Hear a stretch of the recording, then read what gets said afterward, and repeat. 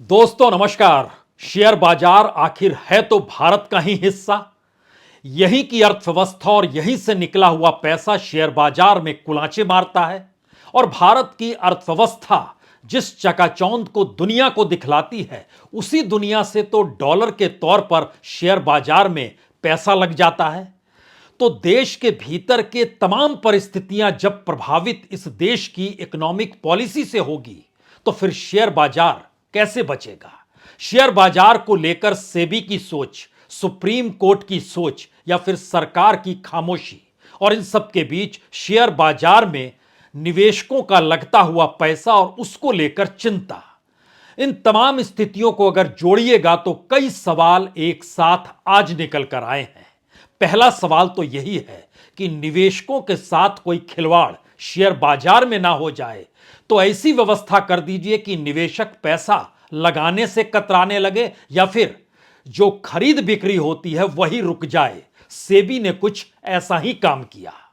Hindenburg research को लेकर जो हंगामा समूची दुनिया में अडानी ग्रुप को लेकर मचा हुआ है, तो क्यों नहीं एक ऐसी जांच कमेटी बैठा दी जाए जिस जांच कमेटी का काम निवेशकों के हित को देखना हो, यानी उसका कोई असर अडानी ग्रुप या सत्ता और कॉरपोरेट के नेक्सस को लेकर ना पड़े, या फिर शेयर बाजार के भीतर जो 10 लाख करोड़ रुपए एक झटके में हवा हवाई हो गए, उस पर भी किसी की नजर ना जाए।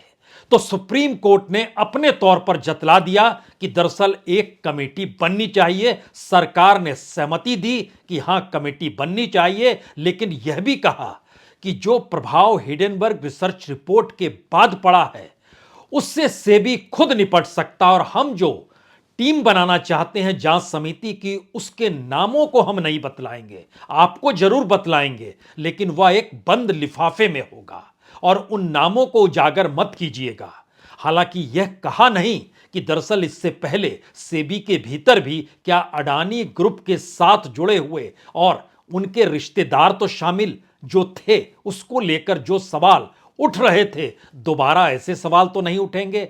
लेकिन बहरहाल तीसरी तरफ राजनीतिक तौर पर सरकार ने खामोशी ही बरती है। पार्लियामेंट के भीतर हो या सड़क के ऊपर हो, दोनों जगहों पर सरकार खामोश है। विपक्ष जेपीसी से लेकर तमाम जांच का जिक्र लगातार कर रहा है। तो जरा इन पन्नों को पलटने की जरूरत इसलिए है क्योंकि जब इस देश के कोर सेक्टर, इस देश का मैन्युफैक्चरिंग सेक्टर, इस देश का सर्विस सेक्टर, इस देश का एग्रीकल्चर सेक्टर, इस देश की इंडस्ट्री, हर कोई भारत की अर्थव्यवस्था से प्रभावित होता है, तो ऐसे में शेयर बाजार को निजात कब तक मिल पाएगी? और शेयर बाजार के भीतर आज जो शुरुआत हुई है वह इस मायने में खतरनाक है कि दरअसल शेयर बाजार जाना ही इसलिए जाता है कि जिसकी कीमत ऊपर बढ़ रहेगी या फिर बढ़ सकती है, उस शेयर को खरीद लो। जो नीचे जा रहा है उसे बेच डालो। नीचे जाते हुए शेयरों को खरीद लो इस आस में कि कल उसकी कीमत बढ़ जाएगी। और यही कमाई है शेयर बाजार के भीतर की। लेकिन सेबी ने जो नियम कायदे बनाए, उसमें एक झटके में यह पूरी प्रक्रिया रुक गई। हम इस पूरी प्रक्रिया को बताएं उससे पहले पहली नजर सुप्रीम कोर्ट पर।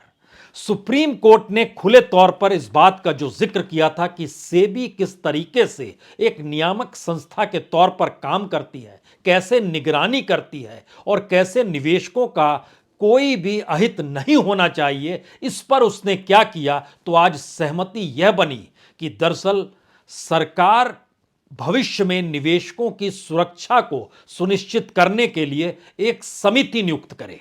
और उस समिति की नियुक्ति को लेकर सुप्रीम कोर्ट ने कहा हमें कोई आपत्ति नहीं है। तो सरकार ने की तरफ से तुषार मेहता जो सॉलिसिटर जनरल हैं, उन्होंने एक दूसरा कागज निकाला। उन्होंने कहा कि ठीक है, आपको कोई आपत्ति नहीं है तो हम एक विशेषज्ञों की टीम बतलाते हैं जो कि एक पैनल के तौर पर काम करेगी, और उस पैनल के में जो नाम होंगे उस नाम को आप पब्लिक में लेकर मत आइएगा। हम आपको सील बंद लिफाफे में देंगे वो नाम, आप उस पैनल को देखिए। तो सुप्रीम कोर्ट ने कहा पहले दीजिए। तो 17 तारीख को यानी शुक्रवार के दिन इस पैनल में विशेषज्ञों की टीम का जिक्र वही सरकार देगी नाम जिस सरकार के साथ सत्ता के कॉरपोरेट संबंधों को लेकर पार्लियामेंट में बीते कई दिनों से हंगामा मचा हुआ है और हर कोई कह रहा है जेपीसी की जांच तो कराइए, क्योंकि जेपीसी का मतलब होगा कि जो भी सांसद उस कमेटी में होगा उसके पास यह ताकत होगी कि वह किसी को भी बुला के पूछताछ कर सकता है, चाहे सेबी के चेयरमैन हो, चाहे एक्सचेंज चलाने वाले लोग हों, चाहे अडानी ग्रुप का कोई शख्स हो और चाहे अंतर्राष्ट्रीय तौर पर उसको लगता है तो वह ठोक सकता है दावा कि आप आइए और बताइए हमें। यह दूसरी परिस्थिति है। लेकिन इन सब के बीच सेबी सक्षम है गिरावट के कारणों की जांच करने में, वह सक्षम है उस प्रभाव से निपटने में जिसको लेकर सुप्रीम कोर्ट लगातार परेशान और हैरान है। इसका जिक्र सरकार की तरफ से सॉलिसिटर जनरल ने खुले तौर पर किया। तो सुप्रीम कोर्ट में एक सहमति बनी कि एक जांच कमेटी इस रूप में रहे जो विशेषज्ञों की टीम के आश्रय आने वाले वक्त में निवेशकों के साथ खिलवाड़ ना हो, यह कम से कम देख ले। यह बात तो सुप्रीम कोर्ट से निकली। उसके बाद अगला सवाल निकल कर आया कि सेबी क्या कर रही है। सेबी के ऊपर इससे पहले की सुनवाई में मैंने जब कहा था कि सेबी कैसे काम करती है, तो सेबी ने आज कमाल का काम किया। उसने बहुत साफ तौर पर कहा कि दरअसल जो खरीद फरोख्त होती है शेयरों की, उसमें आपको पहले पैसा जमा कराना होगा। जो पहले पैसा जमा कराएगा जिस शेयर को लेकर, वह एक्सचेंज से पूछेगा कि हम इसको बेचें या नहीं बेचें, और अगर बेचने की इजाजत होगी तो बेचेगा, नहीं बेचने की इजाजत होगी तो नहीं बेचेगा। लेकिन इस बेचने और नहीं बेचने के निर्णय के बीच में अगर शेयर ऊपर नीचे होता है तो उसकी जिम्मेदारी किसकी होगी, कोई नहीं जानता है। तो आज ट्रेड इस दिशा में हुआ नहीं, असर इसका खूब पड़ा। दरअसल यह सब कुछ इसलिए है क्योंकि जैसे ही बाजार खुलता है लोग अडानीज के शेयर बेचने को तैयार हैं, खरीदार कोई है नहीं। और शायद इसी प्रक्रिया के भीतर में अडानीज को यह लगने लगा है कि अगर ट्रेडिंग सामान्य तौर पर होती रही तो स्थितियां विकट हो जाएंगी, क्योंकि एक के बाद एक गिरते हुए शेयर आंखों के भीतर तो दरअसल खून के आंसू रुला रहे हैं। क्योंकि आज भी अडानी इंटरप्राइजेज 1706 पर आ गया जब बंद हुआ, यानी लगभग 7.63% नीचे आ गया। और अडानी का कोई ऐसा शेयर नहीं जो बड़ा हो। अडानी पोर्ट्स 5.39% नीचे आ गया, अडानी पावर लगभग 5% नीचे आ गया, अडानी ट्रांसमिशन लगभग 5% नीचे आ गया, अडानी विल्मर यह भी तकरीबन 5% नीचे आ गया, अडानी ग्रीन यह 4.99% यानी करीब 5% नीचे यह भी आया, टोटल गैस भी 5% नीचे आया, एनडीटीवी भी तकरीबन 5% नीचे आया, यहां तक कि अंबुजा भी 5% से ज्यादा नीचे आ गया 5.17%, और एसीसी सीमेंट भी यह भी लगभग 3% नीचे आ गया। अब जब मार्केट के भीतर शेयर को लेकर खरीद फरोख्त सेबी के नए नियम कायदों के तहत रुक गई, इसको बारीकी से अगर समझना है तो इस रूप में समझिए कि कल तक कोई शेयर खरीदता था, शेयर की कीमत 100 रुपए, तो 20% यानी 20 रुपए दे देता था, 80 रुपए उसके बाद देता था। नई व्यवस्था की गई, पहले पैसा आपको जमा कराना है। पहले पैसा जमा कराने की परिस्थिति का असर क्या हुआ कि जब वो पूरा पैसा पहले दे देगा, यानी मार्जिन जो है वो 100% हो जाएगी, तो उसके बाद रजामंदी लेने के लिए जब जाएगा और वो 100 रुपए का शेयर अगर इस बीच में 95 रुपीज हो गया या 105 रुपए हो गया, तो फिर इसकी जिम्मेदारी किसकी होगी? खरीदने वाला घाटा क्यों सहे और बेचने वाले को लाभ कैसे मिले? इन्हीं परिस्थितियों में ट्रेडिंग एक झटके के भीतर में आज एकदम से कम हो गई। लेकिन इसके समानांतर एक और सवाल उभरा, जो भारत सरकार की कंपनियां या पब्लिक सेक्टर जो है, जैसे एलआईसी का हम नाम लेते हैं, एसबीआई का नाम लेते हैं, पंजाब नेशनल बैंक का नाम लेते हैं, दरअसल इस बीच में सरकार ने खामोशी के बीच अब किसी कंपनी को लेकर मैंडेट दिया नहीं है कि आप इसको खरीदिए।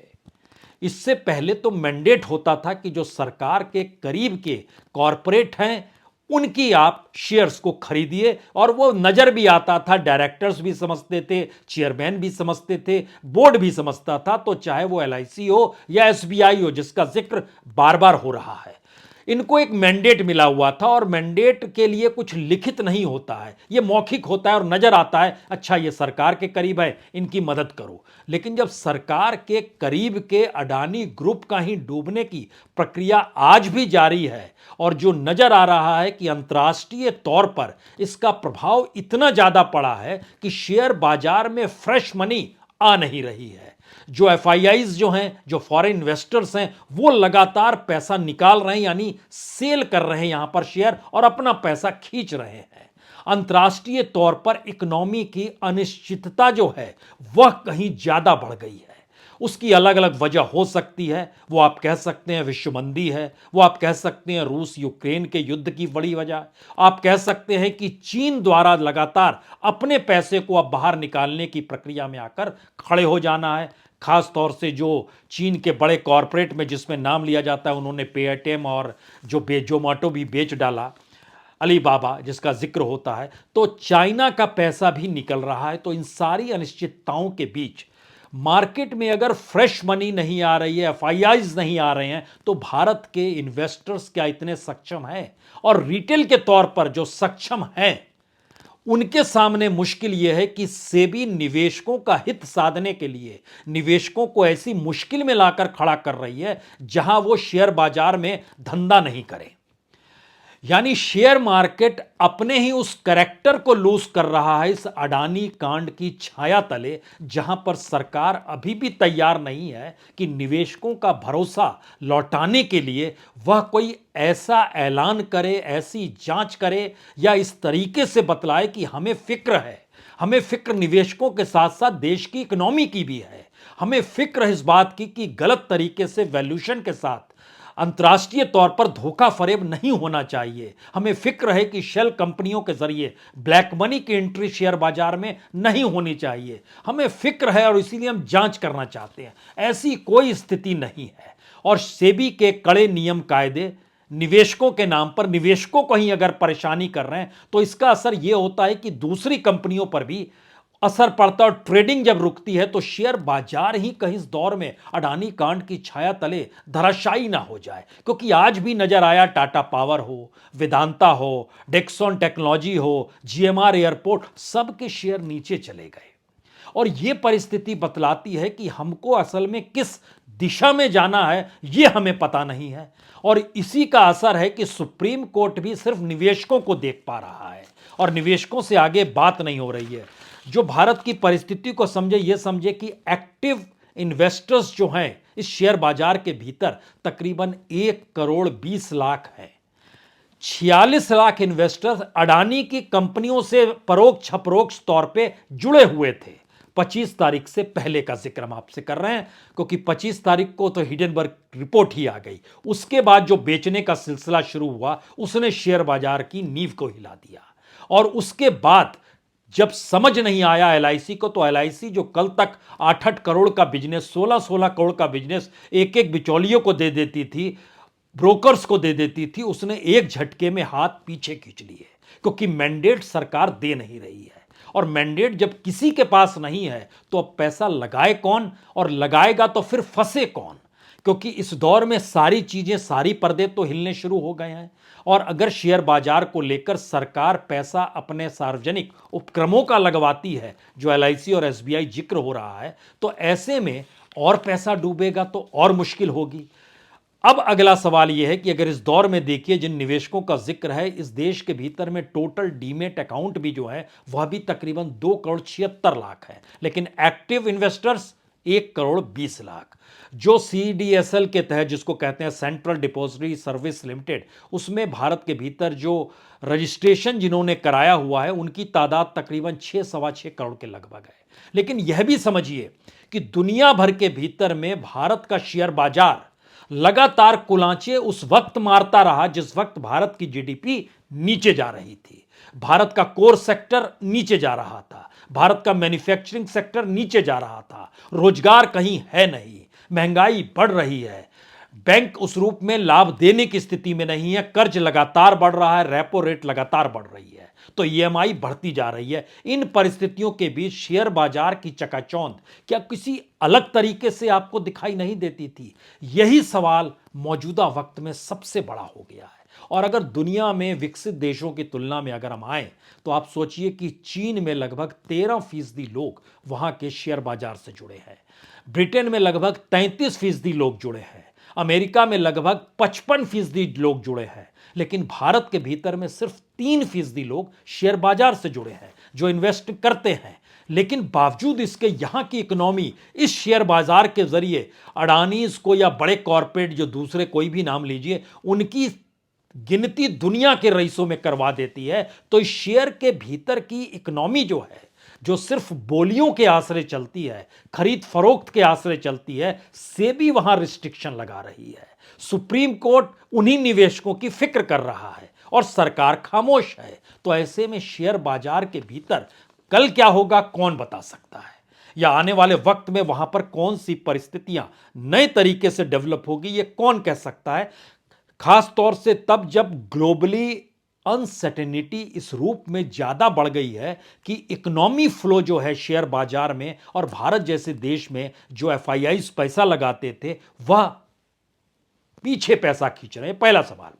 दूसरा सवाल इस शेयर बाजार के भीतर है जो प्रमोटर्स होते हैं उन्होंने भी खामोशी बरत ली है। वो जान रहे हैं कि जैसे ही वो सक्रिय होंगे, पता नहीं सरकार अडानीज को लेकर या इस शेयर बाजार को लेकर कोई नई पॉलिसी के तहत ईडी और आईटी उनके दरवाजे पर ना भेज दे।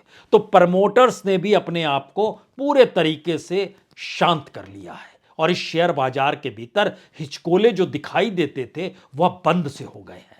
यानी हर कोई शांत इसलिए खुद को कर रहा है क्योंकि सरकार की नीति अडानीज को बचाने की है, उनको उबारने की है, हिडेनबर्ग रिसर्च रिपोर्ट की जांच नहीं कराने की है, अंतर्राष्ट्रीय तौर पर सत्ता और कॉरपोरेट के बीच कोई संलग्नता नहीं है, इसको दिखाने की है। कौन सी स्थिति है? स्थिति जो भी हो, लेकिन शेयर बाजार की अपनी इकोनॉमी जो वहां के कॉरपोरेट्स के जरिए, जो प्रमोटर्स के जरिए, जो इन्वेस्टर्स के जरिए चलती है, उसके भीतर कई जर्किंग शुरू हो गई है। तो क्या यह माना जा सकता है कि अडानी कांड की काली छाया शेयर बाजार पर पड़नी शुरू हो गई है? क्या यह माना जा सकता है कि सरकार की खामोशी या फिर कॉरपोरेट और सत्ता के नेक्सस का असर अब शेयर बाजार पर भी पड़ने लगा है? क्या यह कहा जा सकता है कि अभी तक जिस भारत की अर्थव्यवस्था का जिक्र शेयर बाजार से जोड़कर होता नहीं था, अब उसका असर भी शेयर बाजार में दिखाई देने लगेगा? और इन सब के बीच सबसे बड़ा सवाल तो यह है कि जो सरकारी उपक्रम है उनका जो पैसा शेयर बाजार में लगा हुआ है वह एक नई शक्ल में एनपीए के तौर पर उभर तो नहीं जाएंगे, क्योंकि भारत के पब्लिक सेक्टर के बैंकों का पैसा और उनको जो मैंडेट दिया गया था या उन्होंने मैंडेट खुद ले लिया था कि फला कॉरपोरेट सत्ता के करीब है तो वहां पर आप पैसा लगा दीजिए, इसी कड़ी में सबसे ज्यादा एसबीआई ने पैसा लगाया, उसके बाद पंजाब नेशनल बैंक ने पैसा लगाया। और यह सवाल अब भी इसलिए बड़ा है क्योंकि 24 घंटे पहले जब यह जानकारी आई कि दरअसल ऑस्ट्रेलिया में जो अडानी समूह की जो परियोजना माइनिंग की है, कारमाइकल माइनिंग योजना जो है, उसके मद्देनजर कुछ शेयर्स जो हैं वह गिरवी रखे गए एसबीआई के लिए। यानी अडानी समूह की 3 कंपनियों ने एसबीआई के लिए अतिरिक्त शेयर गिरवी रखे हैं। और यह 3 कंपनियों में जो ports and special economic zone है उसके तकरीबन 75 लाख से ज्यादा शेयर, जो अडानी ग्रीन है उसके तकरीबन 60 लाख शेयर और अडानी ट्रांसमिशन जो है उसके तकरीबन 13 लाख शेयर। यानी पोर्ट्स एंड एसएचजीडी का अगर निकालिएगा तो एसबीआई कैप के तहत 1% यह शेयर बनता है, अडानी ग्रीन के तहत 1.06% बनता है और ट्रांसमिशन के तहत 0.55% बनता है। दरअसल जो दूसरे बैंकों से तकरीबन $30 करोड़ को लेकर जो लेटर ऑफ क्रेडिट था, उसके अतिरिक्त उसके हिस्से में जो लोन एसबीआई ने दिया था, उस लोन के भुगतान की गारंटी के रूप में एक बैंक के द्वारा दूसरे बैंक को जो जारी किया जाता है, उसी के मद्देनजर इन शेयर्स को गिरवी रखा गया है। यहां 2-3 सवाल कोई भी कर सकता है कि जब अडानीज के शेयर नीचे जा रहे हैं, तो इन शेयरों को गिरवी रख के पैसा लेना, यानी एसबीआई द्वारा पैसा फिर देना, ये कौन सी समझ कहती है? दूसरी बात, अगर ऐसी परिस्थिति में कोई मैंडेट किसी को अब नहीं दिया जा रहा है तो क्या यह निर्देश दे पाने की स्थिति में सरकार अब भी नहीं है, या एसबीआई के डायरेक्टर्स और उनकी बोर्ड की टीम अभी भी इस बात को नहीं समझ पा रही है कि ऐसा क्यों हो रहा है? और एलआईसी ने अपने तौर पर जब शेयर बाजार और अडानी समूह को पैसा देने पर रोक लगा दी है, तो बैंकों के जरिए अभी भी यह परिस्थिति क्यों चल रही है?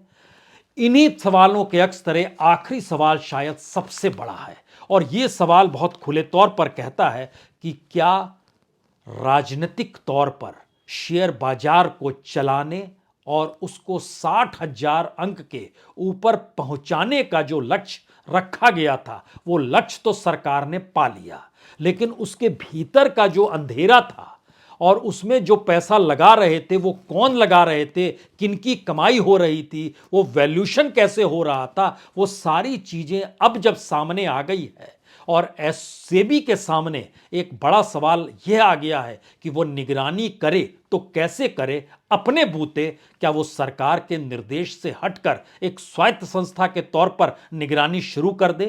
तो ऐसे में दूसरा सवाल और आएगा कि एसबीआई सेबी के बोर्ड में कौन है। अगला सवाल यह भी आएगा कि उनके चेयरमैन कौन है, उनकी नियुक्ति कहां से होती है, और जो नियुक्ति करता है वह उनके आदेश को माने या फिर खामोशी के बीच भी उनके निर्देश को समझ ले। इन्हीं परिस्थितियों में भारत के तमाम इंस्टीट्यूशंस जो चल रहे हैं, उनकी सबसे बड़ी मुसीबत यही है कि सरकार द्वारा नियुक्त होने के बाद कोई भी नौकरशाह सत्ता के अनुकूल बिना किसी निर्देश के या आदेश के भी चलेगा ही, क्योंकि उसमें चाबी सत्ता ने भरी है।